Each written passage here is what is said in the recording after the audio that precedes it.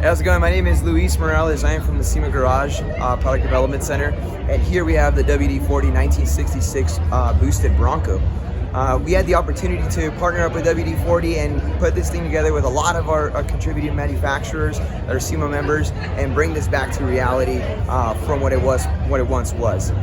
So as you can see behind me, the exterior of the vehicle itself looks a lot like it did back in 1966 with a lot of those classic features. However, we went ahead and modified it just a little enough to bring back some of that performance factor.